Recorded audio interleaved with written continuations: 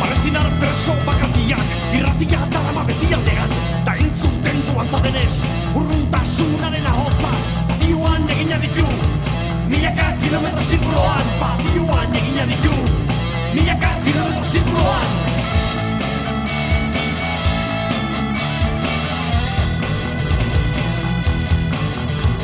Begira da jartzen zaio urrutile,